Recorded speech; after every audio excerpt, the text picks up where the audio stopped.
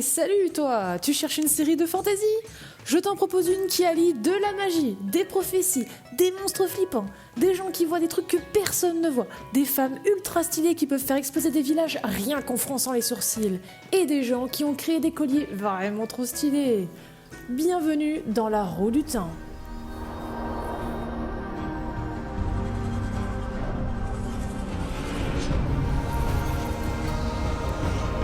C'est l'histoire d'un jeune homme un peu naïf qui quitte son village tranquille car le monde est menacé par les ténèbres. Et il est accompagné dans sa quête par un puissant... Quoi? Mais non, je parle pas de celui-là. Ça ressemble un peu au Seigneur des Anneaux, sauf que c'est pas la Terre du Milieu, c'est la Terre dont on ne sait pas trop où, mais où il y a une roue cosmique qui tourne en boucle depuis des siècles. Bon alors l'histoire commence dans un village paumé, où tout le monde est bien trop beau pour être des fermiers. Et puis voilà qu'une femme, plutôt classe, débarque dans la seule auberge du coin avec un type plutôt canon, on va pas se le cacher, et au regard ténébreux. Et là, bam, tout bascule. Vlati Pak la dame, elle est venue chercher le dragon réincarné, ici, dans le trou du cul du monde sans nom. Alors ne vous attendez pas à voir un géant dragon rouge qui... se serait réincarné. Non, c'est juste le titre du gars qui doit juste sauver le monde contre la menace du grand méchant, que l'on appelle... le ténébreux. Ouh. Ouais, il a pas de prénom, appelle-le juste... le ténébreux. Et le dragon, enfin l'homme qui se fait appeler le dragon, t'as suivi. Il est destiné à soit sauver le monde, soit le détruire. Bonne ambiance quoi. Et son hypothèse là, la petite dame, eh ben elle est vraie, puisqu'une cohorte de monstres vraiment dégueulasses viennent s'attaquer aux villageois. Du coup, tout le monde part en road trip épique avec des monstres trousses, parce que sinon, bah ça serait pas marrant. Et cette dame-là, qui est super puissante, elle fait partie d'un groupe de femmes qui s'appellent entre elles des sœurs, mais que tout le monde connaît sous le nom de Aes Sedai. Et ces Aes Sedai, elles sont capables de faire de la magie. Mais comme elles ont trop d'ego et qu'elles ne s'entendent pas entre elles, eh bien elles sont séparées en 8 groupes qu'on appelle 8 Ajas, chacun une couleur différente. Mais chut, il ne faut surtout pas parler du noir. Selon elles, il n'existe pas. Bref... Elles sont tellement puissantes que même les souverains des autres royaumes, dont on connaît les noms, les respectent ou les craignent. Bon, le seul truc à retenir, c'est qu'elles ne sont pas toutes d'accord avec la façon dont gérer le dragon réincarné. Ah oui, et elles ont toutes un, voire plusieurs champions pour les protéger. Sauf les sœurs rouges qui abhorrent les hommes. J'ai dit abhorrent, pas adorent. Hein. Et en parlant des hommes, bah tu pourrais me demander si certains d'entre eux sont aussi capables de canaliser, comme on dit dans le jargon. Eh bien oui, mais ceux-là, ils deviennent fous parce qu'il y a 3000 ans, le ténébreux. a pu atteindre leur source de pouvoir et la souiller. C'est con, hein.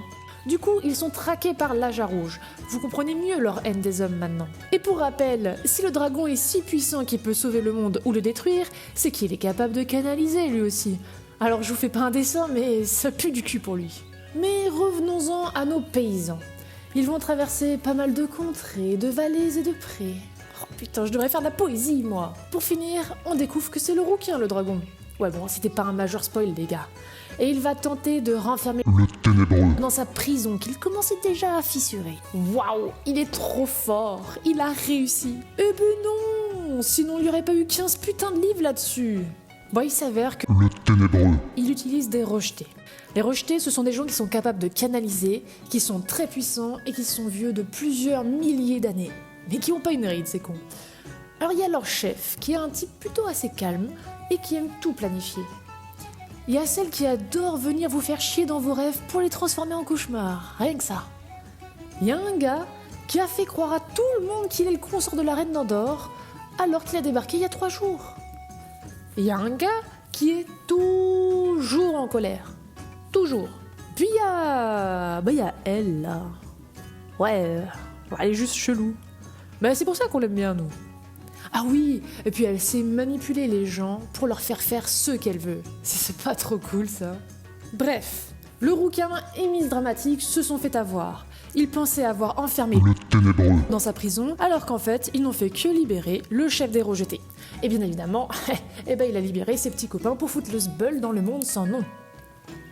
Anyway, je vais pas rentrer dans les détails, alors que vous pouvez regarder la série, hein. Mais je peux vous résumer la suite en 45 secondes. Top, c'est parti. Le fief des Aes Sedai commence à se fissurer avec l'apparition de l'Aja noir qui sert le ténébreux. Aïe aïe aïe. Le rouquin doit rallier un max de monde derrière lui pour l'ultime bataille face aux ténébreux, tout en évitant de se faire buter ou manipuler par littéralement tout le monde. Sauf Matt, on l'aime bien lui. Même si... c'est bizarre, on dirait qu'il a changé entre 2 saisons.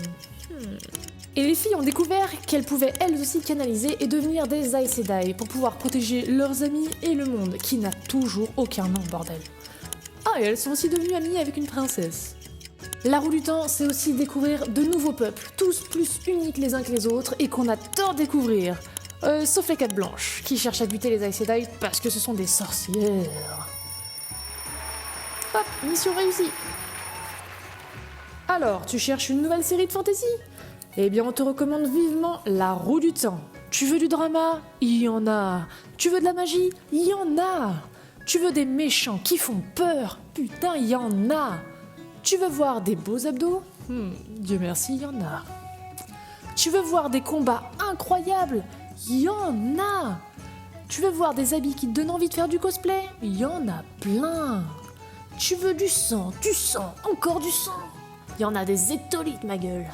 Tu veux voir un mec bizarre faire pousser un arbre en lui chantant dessus ? Deal. Tu veux un gars qui est halluciné par la des loups ? Bien sûr qu'il y en a, me demande pas pourquoi. La roue tourne, comme ils disent. Mais moi je te le dis, après un épisode, c'est toi qui tournes vers la saison suivante.